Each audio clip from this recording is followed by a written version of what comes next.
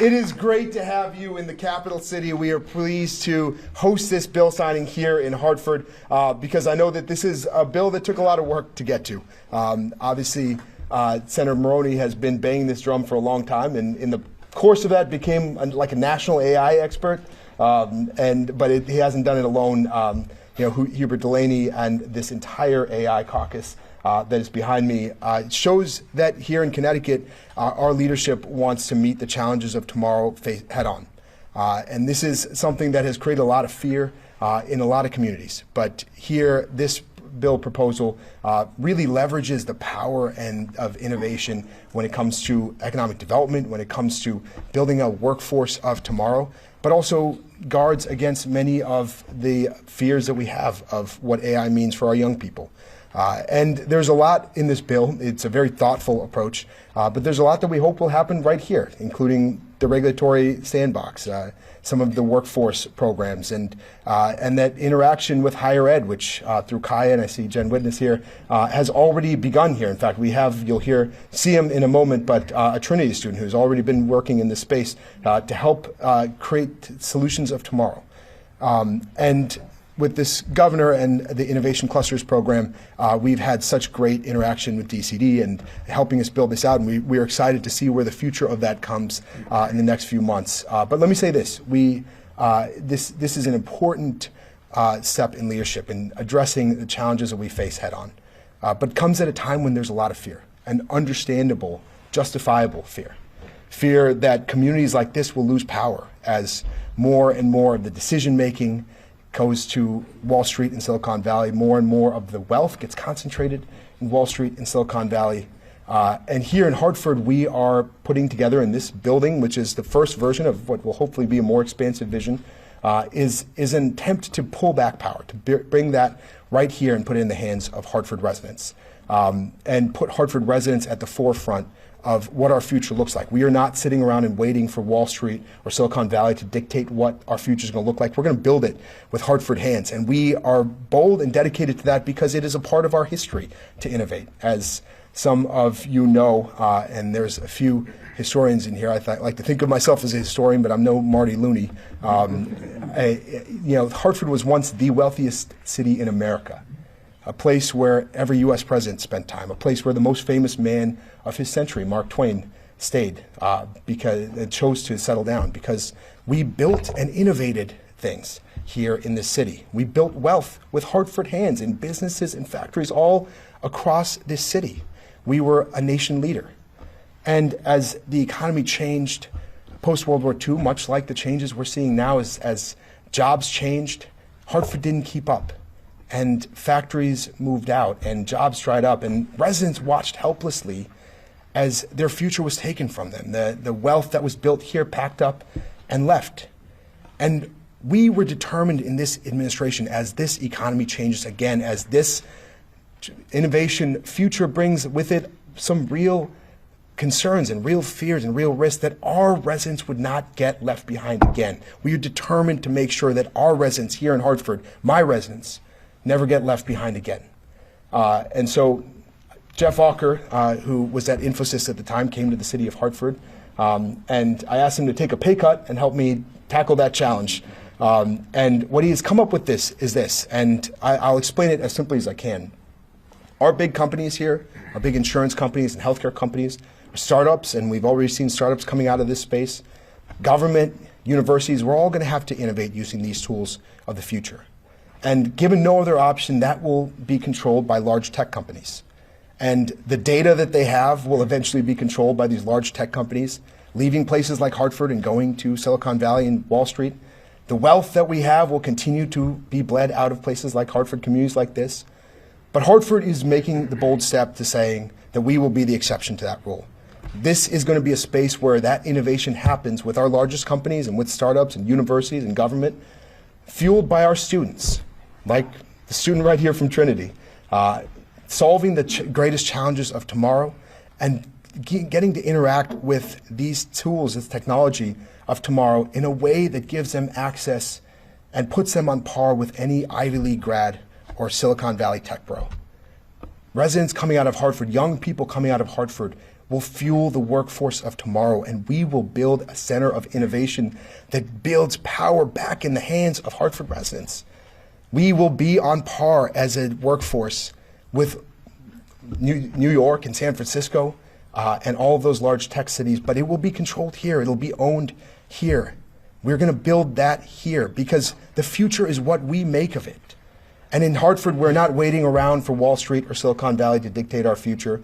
We're building it ourselves with our own hands. And we're really proud to expand on that vision along with you, Governor, and with all of you behind us. And we're really proud to sign this bill, watch this bill being signed here today. And with that, I'm going to invite up the co-chair of the AI caucus, Hubert Delaney.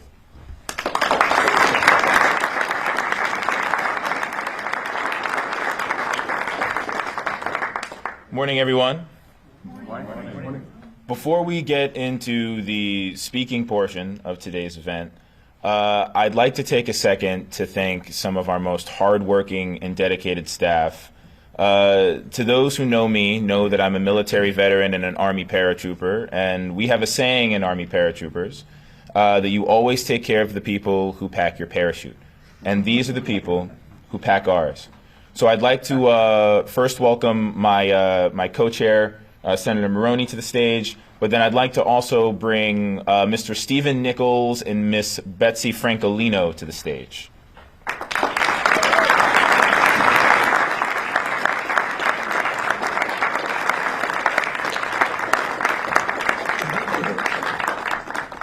Just face the crowd, pass those down. Ms. Francolino and Mr. Nichols represent our nonpartisan staff who spent countless hours talking to folks from all walks of life, from both sides of the aisle, to get this work done today. So without further ado, I'd like to present you guys with these citations. Let it hereby be known to all that the Connecticut General Assembly hereby offers its sincerest congratulations to Ms. Betsy Francolino and Mr. Stephen Nichols for your guidance, knowledge, and dedication in getting Public Act 26-15, the Connecticut Artificial Intelligence Responsibility and Transparency Act, passed in the 2026 legislative session. Your patience and hard work were instrumental in developing and finalizing this groundbreaking policy of artificial intelligence legislation, and the entire Connecticut General Assembly thanks you and celebrates you for your efforts. Signed, Martin M. Looney, President Pro Tempore of the Connecticut Senate, Matt Ritter, Speaker of the Connecticut House of Representatives, and Stephanie Thomas, Connecticut Secretary of State. Thank you.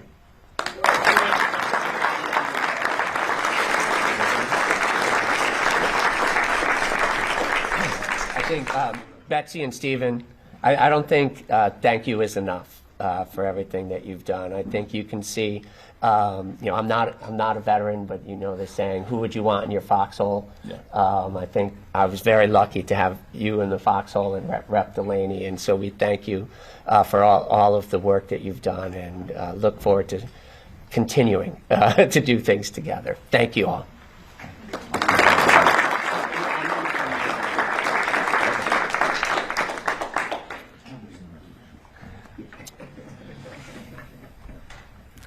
I am Hubert Delaney, state representative from Stamford and the proud co-chairman of the Connecticut Artificial Intelligence Caucus.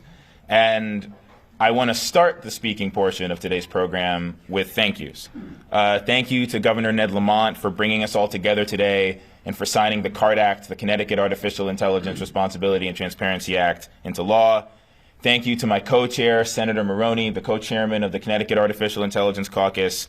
And a resounding thank you to all of the colleagues, all of our advocates, our experts, our committee leadership, our legislative leadership, and all of you who helped bring this bill from an idea to a debate, from a debate to a vote, and from a vote to a bill signing and a law here today. Today is a great day for AI in Connecticut.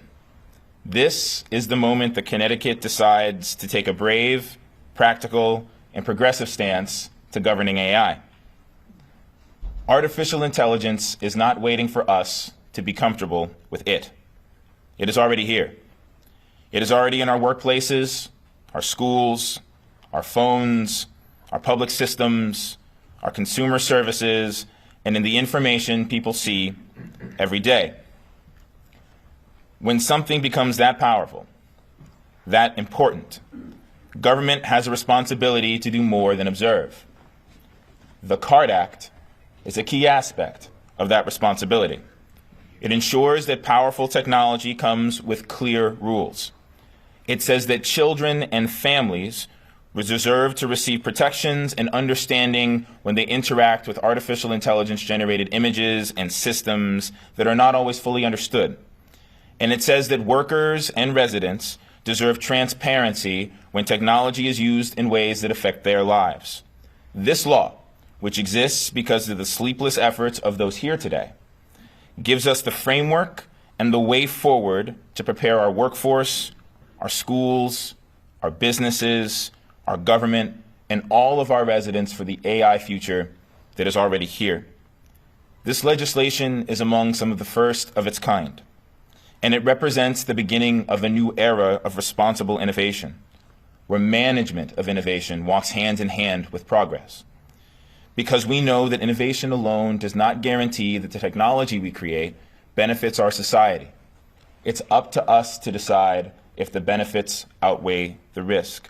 And it is because of this legislation, our ongoing efforts, and the good work being done at places like this one, that the people of Connecticut can use artificial intelligence without fear.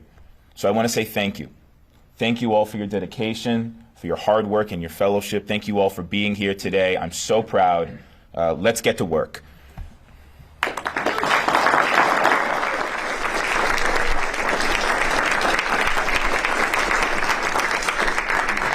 I'd now like to welcome our fearless Attorney General, William Tong, to say a few words.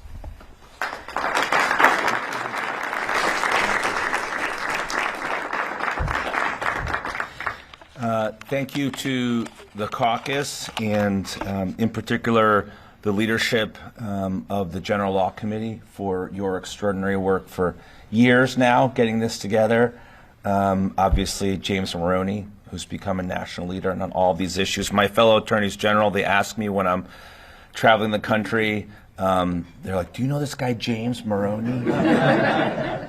Can you send him to Kentucky or Oregon?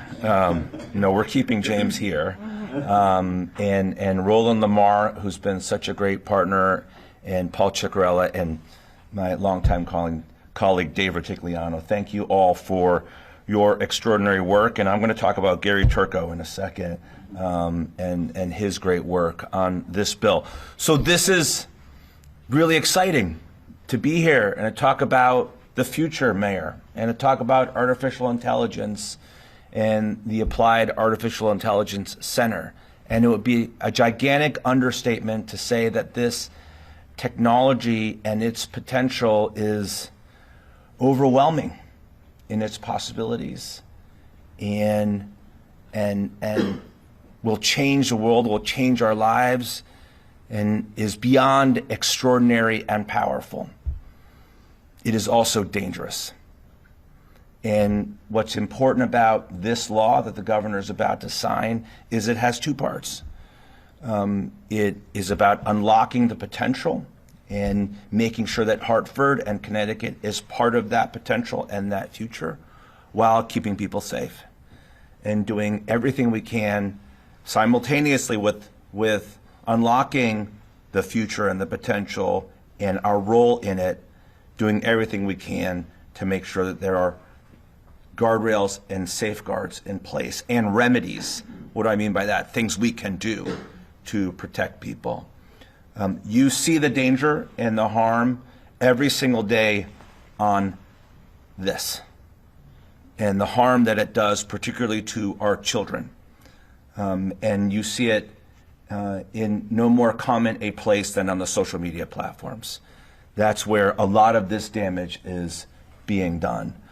And that is why the state of Connecticut last week announced that it has launched an investigation of Roblox, the online platform that caters to children as young as 5 years old. Half of America's children, millions of American children, are on Roblox every single day. And Roblox does not do nearly enough to keep them safe our kids safe. It doesn't do enough to age gate. It doesn't do enough to make sure that parents have access and control, and it doesn't do enough to make sure that there aren't adults posing as children who get onto Roblox and go after our kids. Roblox has become a predator's playground. That's like the Roblox song, I guess.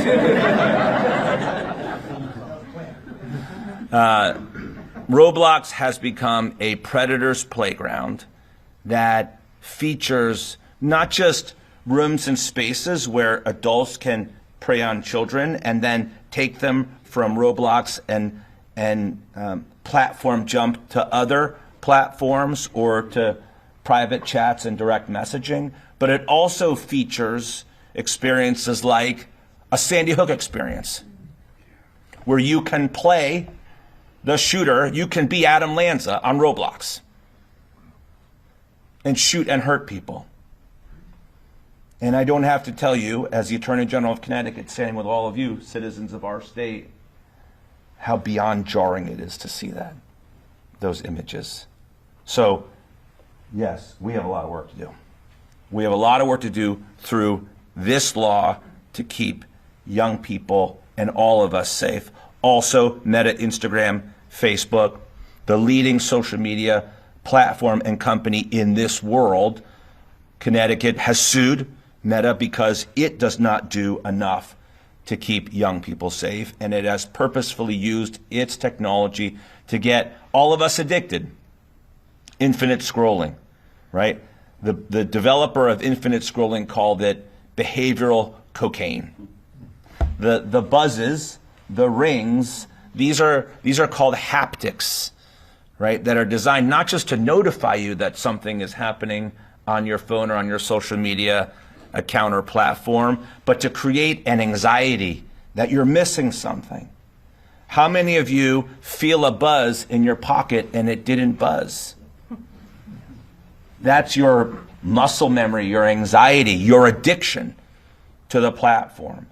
And so what this law does, and I want to thank in particular Gary Turco because he brought the bill out on the floor of the House and was a big part of putting it together. What this law does is it puts control back into the hands of parents and educators in our community and law enforcement. And it makes sure that the social media platforms do a much better job of age gating. You know, they told us a few years ago, oh, Mr. Attorney General, legislators, we can't possibly do better on age gating. And then suddenly they can. Okay, and so they're going to do a much better job of determining whether a person is a minor or not.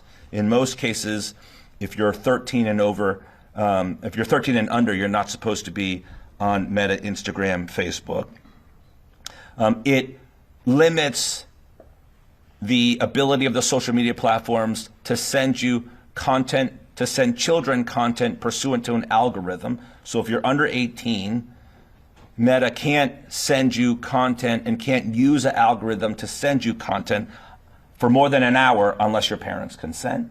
That's number one. Number two is it can't send you content between the hours of 9 p.m. and 8 a.m. without your parents' consent.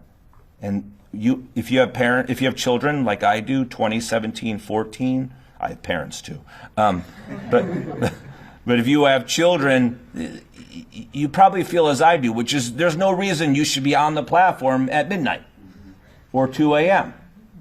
And so this gives control back to parents to also look under the hood and understand what their children are doing on these platforms. It gives the platforms an obligation and duty to report to us how many children on the platform, how much time is being spent on various activities in the midnight hours and so forth. And if any of these platforms or companies fail to abide by this law, it gives the state of Connecticut, acting through the Attorney General, the power to go after them under the Connecticut Unfair Trade Practices Act.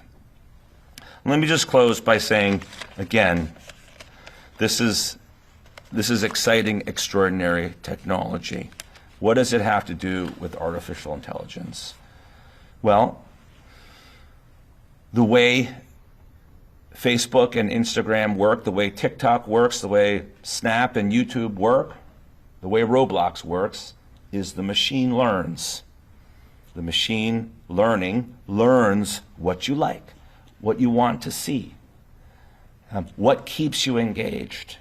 And unfortunately, what we have learned is that the machines learn bad things. They learn that children like to see things that are shocking, controversial. I mean, we're in the shadow here of what was Channel 3, right? What sells on the television news? Crime and weather. And it's the same on the internet. Things that are shocking, that draw your attention, that's what people want to look at. And so that's why when you see videos of violence and people stealing cars and people engaging in risky behaviors, that's why people look at those things. And the more they see, the more they stay on the platform. And the machine learns that you, I, and our children are drawn to this content, and it continues to pump that information to us and that content to us. And when we get bored of that content, the machine learns, oh, I got to up the ante now. Because they don't just want to see,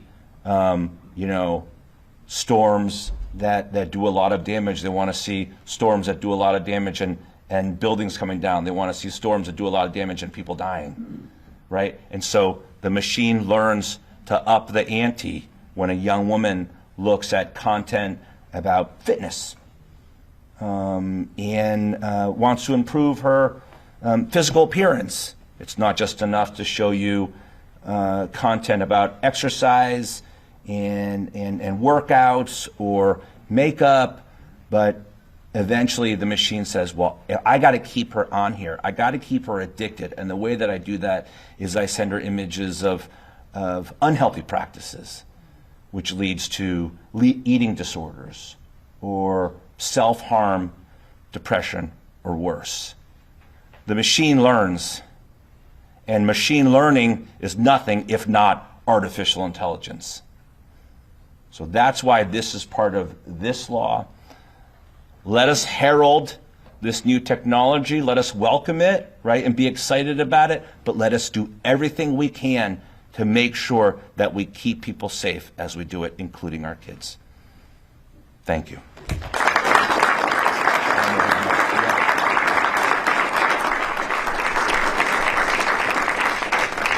Thank you, Attorney General Tong. I'd now like to welcome Senator Martin Looney, President of the Connecticut Senate, to say a few words. Thank you,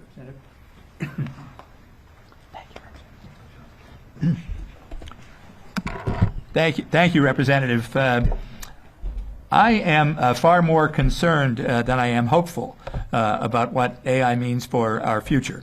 For the reasons that the Attorney General just cited and others, it is almost like we are in a parallel form as we were at the dawn of the nuclear age, with a tremendous potential for good or harm, depending upon what happens in the near future. That's why it's a great source of worry that the federal government under the Trump administration seems to be completely uninterested in the kind of helpful regulation and needed regulation and protective regulation that is needed to tame the dragon of what AI is and will be even more. So we have to think far beyond economic development issues in terms of how we think about AI. We have to think about it in terms of the threat that it can be, especially to young people. And I hear it all the time from college professors and from even high school teachers that they no longer feel comfortable giving out-of-class research assignments, that they now require more and more in-class assignments that won't be tainted by AI. We'll probably quickly see declines in SAT and ACT scores, probably, if we haven't already, because of the fact now that students have become so dependent upon that. When they're sitting unaided before a test, they may be at a disadvantage. So there are so many things that are threatening. There is potential, of course, for good, but we also have to make sure that we don't create a level of alienation in our society that will give rise to the situation of the Luddites a few hundred years ago at the dawn of the industrial age, when they attacked modern factories and destroyed them because they saw it as a destruction of their way of life. So there's a whole lot at stake here, which is why I want to thank Senator Maroney and our Majority Leader, Senator Duff,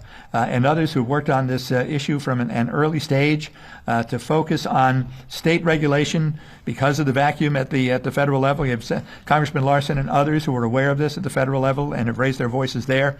But it is something that there is potential, but there is a great reason to fear, along the lines of what the AG said. And Senator Maroney has been talking about this issue in terms of the protective and safety side for several years now. As I said, he has become an expert nationwide, consulted, invited to conferences on that, where he is the featured speaker. He's called by legislators all over the country to advise on the way a regulatory bill at the state level should be shaped. So I'm very proud of the bill that we passed this year. I think we're going to need to do more for the safety and protection of our people.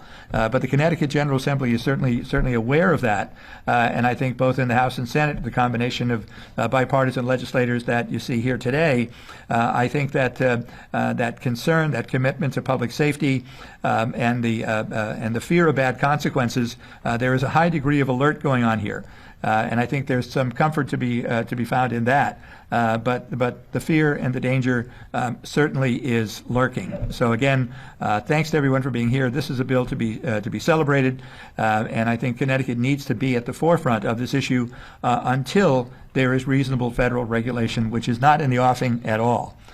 So it's got to be at the state level almost by default at this point, and Connecticut is certainly stepping up. So thanks so much.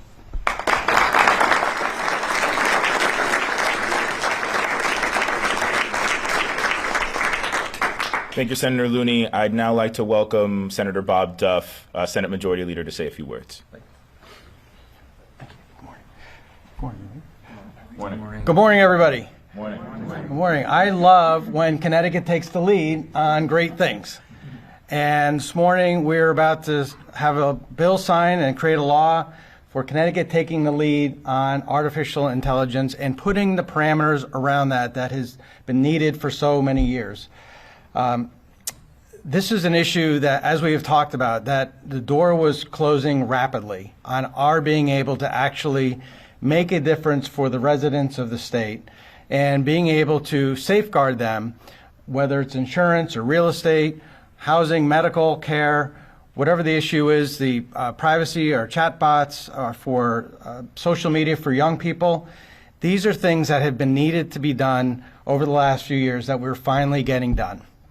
I have to thank, of course, the General Law Committee. On a bipartisan basis, we have folks from here, representatives from the AI caucus, Senator Maroney, my good friend, who, when we're both on the Artificial Intelligence Cybersecurity Task Force with the National Conference of State Legislatures, and when I'm there with him, I'm usually his staff. Because he is viewed as such a leader and that people are following him all the time. It turns into like 8th grade where it's like, can you pass a note to him? Because we want to talk to him. But it's really important. And we stood up earlier this year, James and I and others, Hubert, others, when the Trump administration wanted to put a moratorium on states doing any kind of laws. We stood up in a bipartisan basis with colleagues all over the country to say states should have the right to do something because we knew that the federal government was not going to do something, or whatever they were going to do would fall completely short of where we needed to be to protect our residents. And so we have been working not just in Connecticut, but across the country, again, in a bipartisan basis, which is why we have a bipartisan bill signing today, because this issue is so important. Last thing I just want to mention is that we talk about these issues, whether it's privacy, whether it's AI or other types of technological issues, because of the fact that one is we know that the federal government will not pass laws, that the states have to do it. It's on us to pass these laws, to pass the laws that will protect our residents. And I'm so proud of the fact that this law will be a model, I'm sure of it, around the country. Our data privacy laws, right, Mr. Attorney General, are laws that people replicate from around the country because they know they are the strongest laws in the country. But the reason why they're so important, and Representative Johnson and I, who drove up together today, we drove up with two younger people who are in college right now. And I think back to the days when I was the chair of the Banks Committee, and we played a video about the jobs that don't even exist yet that we have to make sure that we are training the workforce for in the future. But we also have to use that at the same time to protect them as well.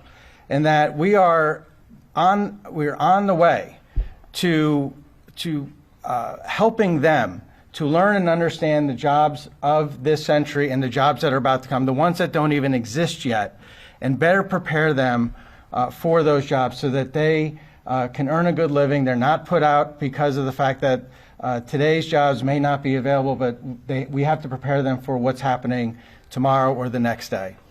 When I was chair of the Banks Committee, we weren't talking about AI. We weren't talking about what jobs may or may not. We didn't even know. Nobody mentioned AI. Nobody mentioned data brokerage. Nobody mentioned a lot of the things that are just commonplace today. So we're doing this not just for us.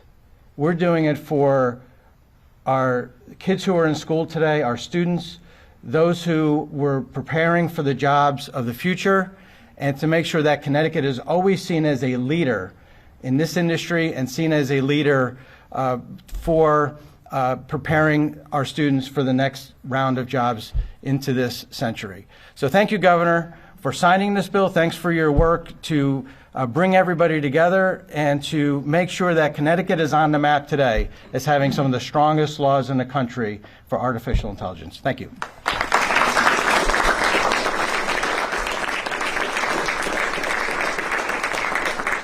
Thank you, Senator Duff. I'd now like to welcome my co-chairman, a national leader on artificial intelligence, Senator James Maroney, to say a few words.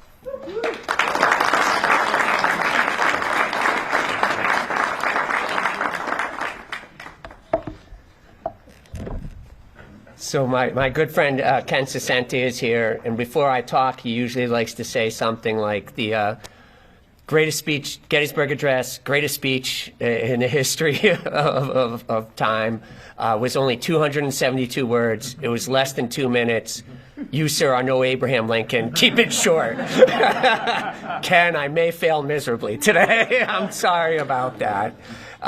As we know, I'm going to take this a little different direction, but as we know, Connecticut's the basketball capital of the world. And why I love basketball is it's not the best players that win. It's the best team that wins.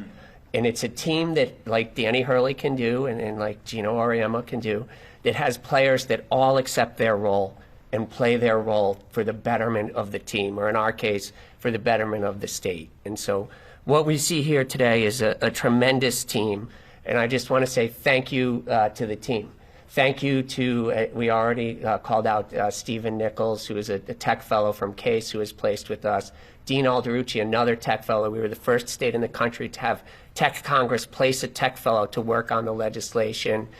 Thank you to Betsy and Nicole, Betsy, the clerk of the General Law Committee, Nicole, my legislative aide, for all of their work. Of course, thank you to Representative Delaney. Thank you to all of the general law leadership, to Senator Ciccarella, Representative Vitigliano, Representative Lamar, Representative Turco, who has got, rightfully so, got a lot of credit for all of the strong work you did on the social media portion of the bill. But as you know, Senator Duff had alluded to, this was a bipartisan bill. And when we do big things, we only do them together. We did that with our children's privacy bill, with our data privacy bill, and now this bill was together.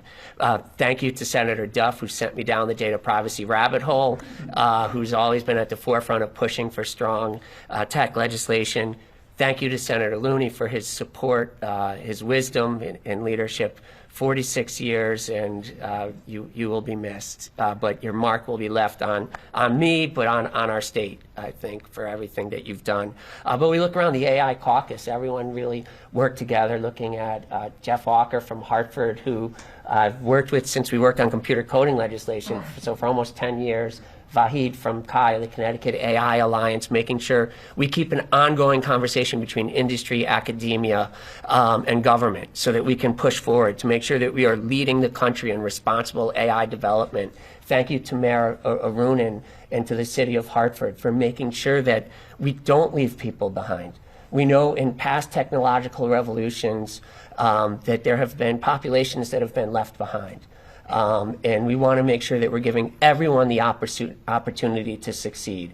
So working with this Applied AI Institute, but also working with Tisha from CFAL and the Swift Center to teach people, as David Ferreira, who created the free, we created as part of this bill, the Connecticut AI Academy, the free training, and Charter Oak College, crawl, walk, run, to make sure that we teach people digital literacy first, AI literacy, and then AI practitioners. Thank you to Melvette from the Commission for Women, Children, Seniors, Equity, and Opportunity. My friend, a lot of people have this saying, it's not AI.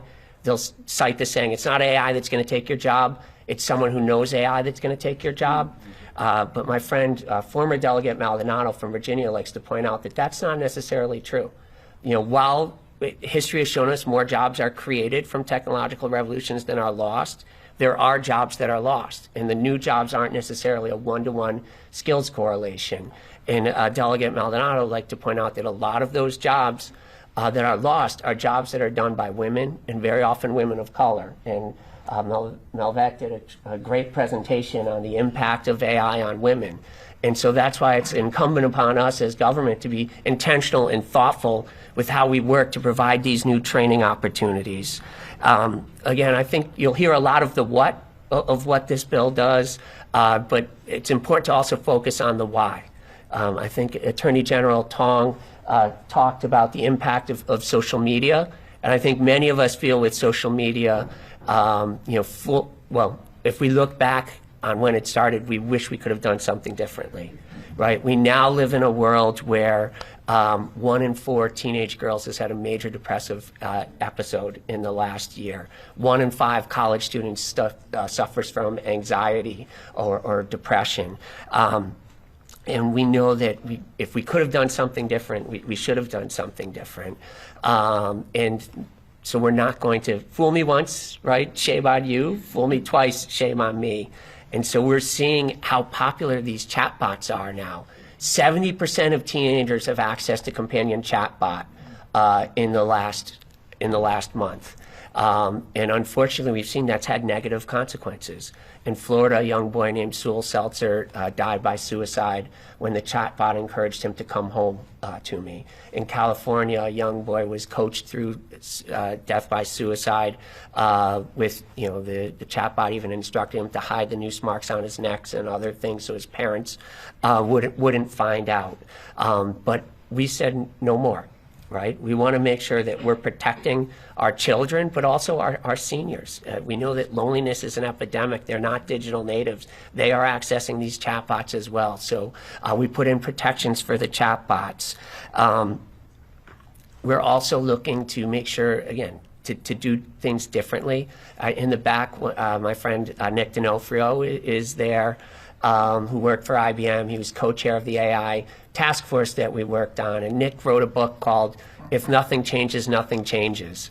And I see, Nick's story, and my brother is over there. So Nick's story is very similar to my father's story, in that Nick's father pushed him very hard, and he was always tough on him, wanted to make sure he went to college.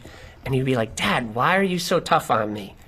And he said, well, if nothing changes, nothing changes, right? So if we don't do things differently, you're not going to get more. You're not going to go further than I did. And so we know that we need to do things differently, right? So we're trying to put in protections earlier. We want to make sure that we're focusing on giving everyone the opportunity to succeed. We want to make sure that Connecticut is the most AI literate workforce in the country. We don't think that that well thought out regulations are necessarily at odds with innovation. We think that they can go together for responsible innovation. And so, again, I also want to thank the governor for his work and his team. I see Gio out there who talked to me way more than he would like to over the course of the last couple of years. Gio, I think, was in that foxhole with at times with Representative Delaney and Stephen and Betsy and myself. But people will say that you can't regulate AI; it's too new or it's constantly changing. And I think that that's the only thing that we know. But in our world, the only constant is change. And we are not etching commandments in stone, right? We are writing laws, and we change laws every year. This is meant to be a start, but I'm very proud to stand here together with everyone in something that we did together in a bipartisan way, because we recognize that the world is changing. But today we're focusing, when the governor signs the bill, together we are making sure that the world our little part of the world is changing for the good. Because if nothing changes, nothing changes. So thank you.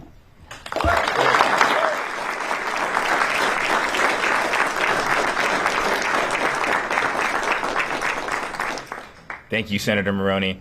I'd now like to invite Representative Vertigliano, House Ranking Member of the General Law Committee, to say a few words. Okay. Chick, you want to come on? Good morning, everybody. I guess I'll be brief because it was a good statement by Senator Maroney. House Republicans, we supported this bill, and I'll tell you why. We thought this bill was balanced, right? We have some AI regulations in here that are probably needed, but we don't stifle innovation. It has some workforce development, so we think it has a good balance going forward. But most importantly, I wanted to tell you that our caucus really supported the social media aspects of this. If you want to talk about inaction, the federal government hasn't taken an action on AI. It's a legitimate point. It's been 15, 16 years on social media. Nobody's done anything. We see the damage it's doing to our young people. We see what Roadblocks is up to. We fully support what the Attorney General's up to with his sort of going after some of these predatory companies. So before AI sort of gets so big that we can't do anything about it, or we wait too long so damage has been done, I think it's a good thing that we start reining it in, but also we don't stifle innovation, and the workforce development part of the bill is pretty good. So wouldn't it be great if we got the cell phones out of the schools, right? And maybe the Chromebooks too, we can have a conversation with. And so I think this is a great first step. We're all on the same page. I represent the bipartisanship. I didn't do all the heavy lifting. That was certainly James Maroney and his team, but we supported it. Our concerns were addressed, meaning that we don't think we're going to kill innovation and jobs. So thank you very much. Congratulations, Governor. Congratulations, James, and everybody else. All right?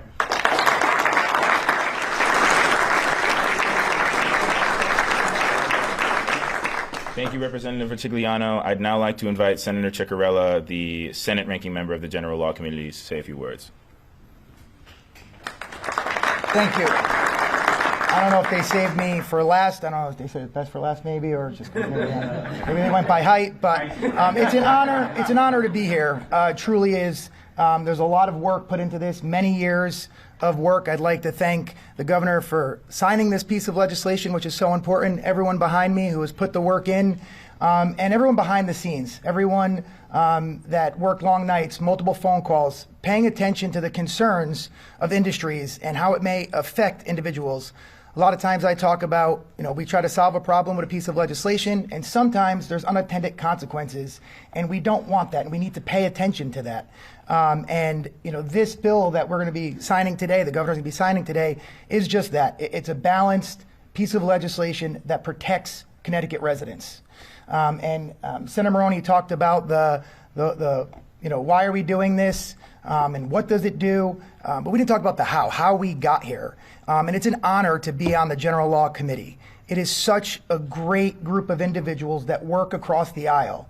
I think it was the Attorney General who said that the controversy sells and storms and bad stuff sells on the media. What they should be talking about is the great work we do in that committee bipartisanly. And we work so well together, and good things come from that. The rest of the country should take note on how we operate, and we do it in a bipartisan fashion. We do such great work with our Attorney General's office, Commissioner Caffarelli and his team, to protect Connecticut residents. And that's exactly what this piece of legislation does.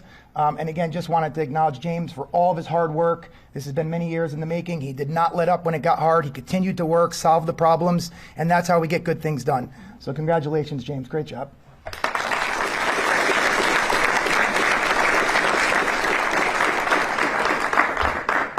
Thank you, Senator Ciccarella. I'd now like to invite Congressman John Larson to say a few words. Thank you, Representative Delaney. And as a former member of the Connecticut General Assembly, first and foremost, let me acknowledge Marty Looney and the incredible work that he has done in service to our great state. I am so incredibly proud of the work of the Connecticut General Assembly, and to do so in a bipartisan manner is exactly what the nation, and especially at the federal level, we need to do. As the Attorney General was speaking and warning us about the dangers, rightfully so, I hear from my colleagues all across the country about who's this guy Tong that's out there fighting all the time? And it's, again, a source of pride to know that our constitutional officers and our General Assembly are working together to solve a problem. And a governor that's courageous enough, along with the General Assembly, to say, you don't run this country by executive orders. We follow the rule of law under the Constitution. We're the Constitution state for a reason. The fundamental orders of the state of Connecticut signaled early on that people would be governed by their own consent. The pride I have today for the leadership of the General Assembly and on the committees, Senator, Representative, you're to be commended. The caucus is to be commended. I hear from Gary Turco all the time, but and why? Because you're moving the state forward and the nation forward. Absolutely be assured that this will become the example that the federal government needs to follow. This is extraordinary work that you've done. I'm here representing the entire delegation, and I can tell you our two United States senators and the entire Congressional House of Representatives from this state are in total agreement with you. There are many key pieces of legislation pending before the federal government, but nothing at this level and with this detail and with this thoughtfulness and with the knowledge of knowing the dangers. That takes real leadership. Couldn't be prouder of our governor to recognize this. And let me close by saying this. I think we always have to be positive when we look towards the future. About a week ago, well, maybe 2 weeks now, two 15-year-old kids from South Windsor who won the Congressional Apps Award by their own money came down to Washington because they wanted to talk to their representative. I was on my way to a Ways and Means Committee, and my staff came in and said, look, we have these two 15-year-olds, they won the App Award. I said, oh, it's great, let's get a picture. I said, no, they wanted to have a conversation. I said, I have to be at this meeting. They said, they paid their own way down there. I go, all right, let's. So we had the meeting, and they came in, they were impeccably dressed. And then when they spoke, remarkably articulate. And I asked them, how old are you? They said they were 15. I said, what was your app about?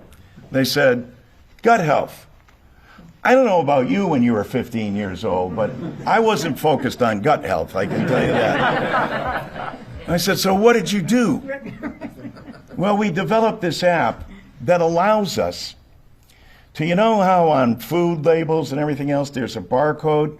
We can put this app up to it, and it will tell you not only the calories, but what's the best ingredient of everything that should be in there. I said, how old are you? They said, well, we're not here to talk about that, though, Congressman. We're here to talk about artificial intelligence. And I said, well, you know, the government has got to be doing more. And he said, well, no, we're not necessarily sure that the government should be doing more, but we are convinced that the government needs to have guardrails. We do understand that. But what we don't want is for you to stifle curiosity and imagination and the ability to move forward. I said, well, my daughter's a school teacher. And she also says the same thing, but like a lot of teachers, you know, she wants to make sure that their work is genuine and it's theirs. So this is a very delicate balance, and the 15-year-olds responded, yes, but let's make sure in that balance that as we move forward, we understand that there's a need for guardrails, but also the need for us to understand the future of jobs and what will be there. We definitely need a new deal in this country to deal with all the people that have the potential to be displaced, especially women of color and women in general.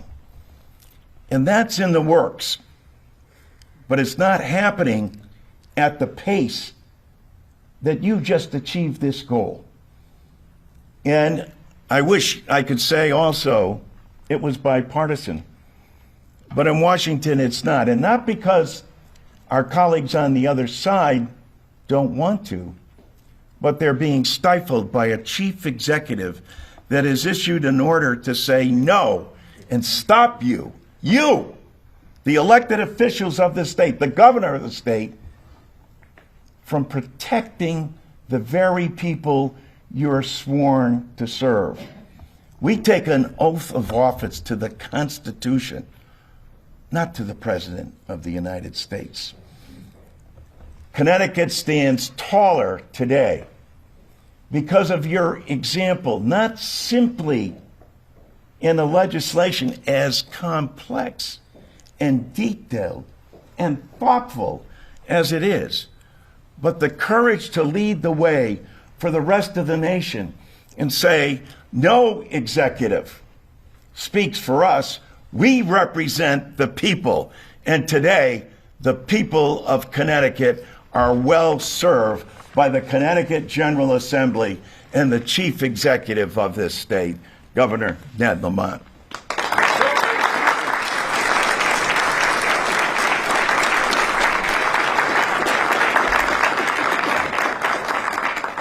Thank you, Congressman. I'd now like to welcome Mr. Vahid from the Connecticut AI Alliance and New Haven University to say a few words. Thank you very much. I'm Vahid Behzadan. I'm an associate professor of computer science from the University of New Haven, and I'm also a co-founder of the Connecticut AI Alliance. The alliance, of course, was co-founded with Jennifer Witness, the president of the Connecticut Consortium of Independent Colleges, and we represent or partner with 21 universities across the state, as well as a good number of industry action groups, community groups, and organizations such as where we are right now, the Hartford Applied AI Innovation Center. Now, as someone who professionally studies how AI systems fail, how they can discriminate, deceive, and quietly reshape decisions that touch people's livelihoods and their children's safety, let me say this plainly. The bill the governor is about to sign is, in my opinion, the most thoughtful piece of AI legislation I have seen from any state in this country. It does not freeze technology in place. It establishes something that we have been missing: accountability without paralysis, and innovation without abandonment. Also, as the co-founder of the Connecticut AI Alliance, I can tell you the higher education community is ready to operationalize the AI Academy, ready to support the Workforce Research Hub, ready to help make the regulatory sandbox a model that other states study, not just copy. This bill is not the end of a conversation. It is the beginning of an infrastructure. And the Connecticut AI Alliance is committing to today to be a full partner in building it. Connecticut just became the place where the rest of the country looks to see how this is supposed to be done. And with that, I would like to thank Senator Maroney and his colleagues for the great work that they've done with the bill. And thank you for allowing me to share some of my thoughts with you.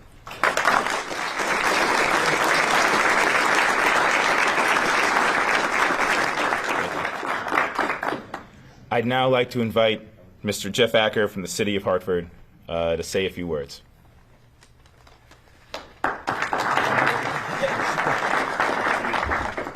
This is a very proud day for the City of Hartford, and if you invite the Mayor's Development Director to the podium, you're going to get a commercial for Hartford, so here we go.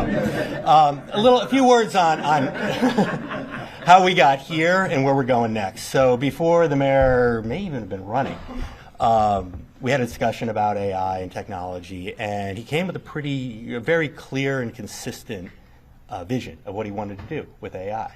On the one hand, how do we use the AI and its promise to govern better, to make the lives of our residents better?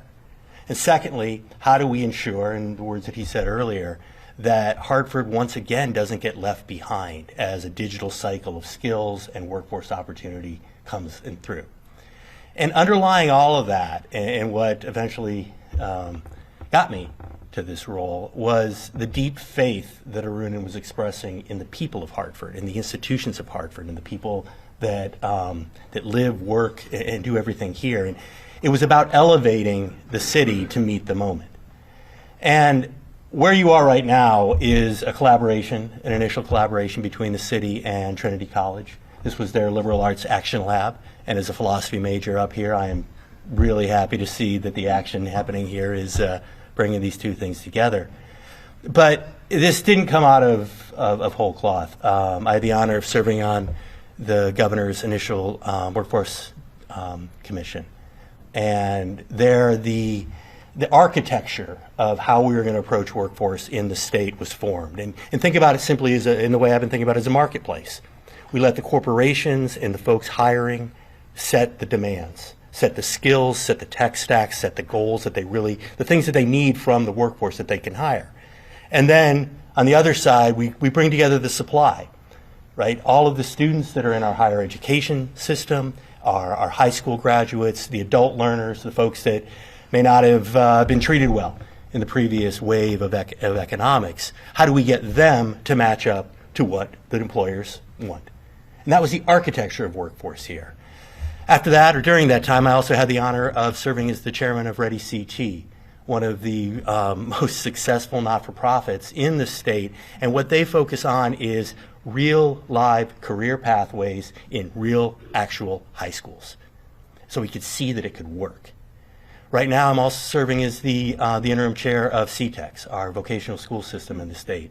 And that's showing me when the rubber hits the road, here are the kids that are coming through the system saying, I want a career, I want to see a path forward. And then how do we modernize the schools, and how do we bring technology in the right ways to make them ready for this next era of workforce that's still being defined as we go. With the mayor and in this role here is running development, I've also got to take that one more level. Walking the streets and getting into the libraries and the NRZs and the community centers with our city council, like Councilman Molly Rosado, and seeing how people are reacting to AI. You see the fear, but you also see how in 15 minutes you can teach somebody how to set up their inventory and their food ordering in a small restaurant, and suddenly they understand how they can be more profitable, right? So the promise and all of that. So you're seeing all this come together. And that's what we're looking to do here in Hartford. The mayor laid it out pretty well. We are looking to make sure that our residents, our corporations, and our small businesses have the tools they need and the access they need to thrive in this new economy. And when you talk about the big corporations here, the one thing we heard from everyone we have spoken to over the last couple of years as we've been building out these programs, it's workforce. And it's not workforce necessarily at the data scientist level or the people that are really changing the frontier of AI. It's the people who understand how to use AI in their personal lives, how to use AI at work in fair, equitable, productive ways, which you've heard through all of these discussions and the discussion that Senator Maroney led through this bill over the last few years, is there's a lot of anxiety and there's a lot of uncertainty about what's going on with AI. I love the fact that one of the inaugural events here is signing of this bill, where it's bipartisan, but not everybody agrees with it. I think that's fair to say. Come to Hartford and let's talk about it. That's what we're setting up. We're not here to guess at the future. We're not here to tell you what the future is going to be. We're here to work with all of our partners, and especially on behalf of our residents and with our residents, to build that path forward. Oops. So thank you for coming out here. And I guess to wrap with the last commercial from the development director here, as I understand that Senator Maroney talking about pints and policy down in Milford, formally invite you to set up the next thing. Will be Ale and AI here in Hartford. So thank you to everybody. It's an important day for Hartford. Thank you. For our final speaker today, I'd like to invite our governor, the Honorable Ned Lamont, to say a few words.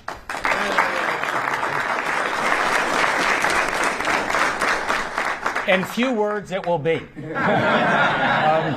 James said that Abraham Lincoln went on for about 2.5 minutes at the Gettysburg Address. As Marty knows all too well, the governor of Massachusetts, Edward Everett, came before him, spoke for about 2.5 hours. I do not suffer from that affliction. But I will tell you, John Larson was talking about the ingredients that go into a healthy gut. I think you're seeing today the tensions and the ingredients that go into a really important bill.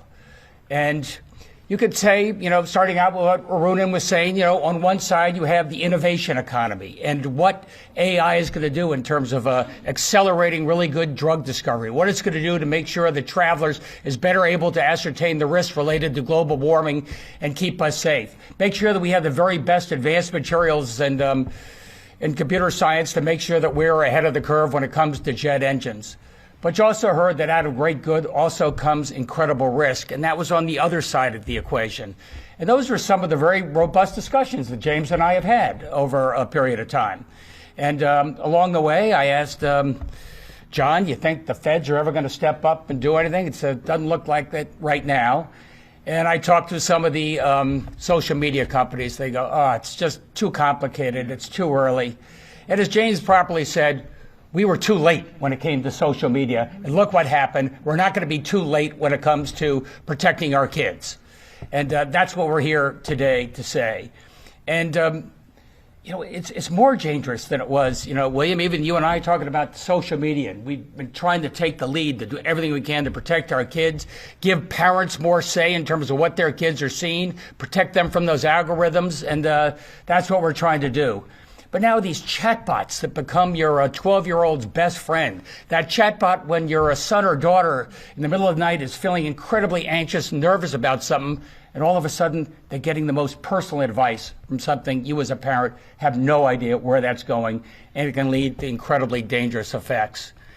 And then we say, all right, well, how about age verification? Let's do a little bit more to see how we can keep our kids safe. 18 and under, 12 and under. William referenced that. And I hear from the social media guys, I don't know, it's pretty complicated, pretty tough. I don't think I'm going to be able to do it. Well, you're sure as hell pretty good at targeting our kids. I think you can be a little better at protecting our kids as well. And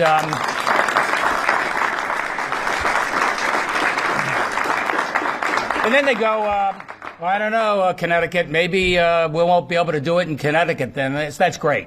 Well, I've talked to New York. I've talked to California. I've talked to Massachusetts. You're going to be talking to all of us. You can get it done, and you will get it done. We are going to protect our children. That's what this bill is all about today. And I think we got the right balance. I want to thank each and every one of you. You're right. There is so much nervousness and anxiety about AI and how it will affect our kids, how it will affect our future, how will it affect algorithmic bias. Will I get a fair shot? What will it do to my jobs? And this is how we have to keep this conversation going, telling the people of Connecticut, we are here, we're fighting for you, fighting to give you the rights to protect your kid, make sure that you have the very best workforce to make sure you are masters of this new technology, not the other way around. Let's sign the bill.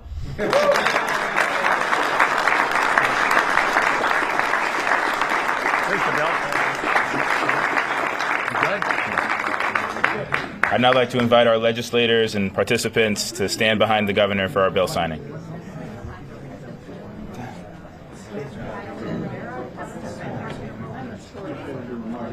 Okay.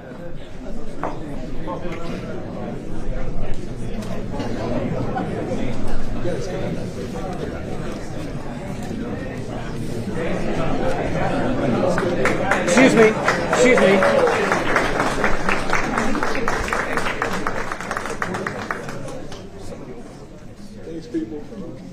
Excuse me.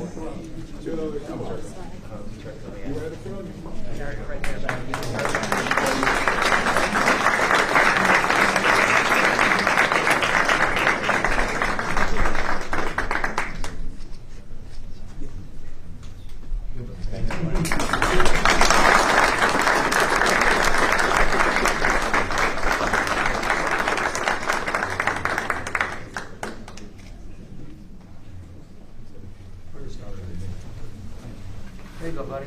Thank you.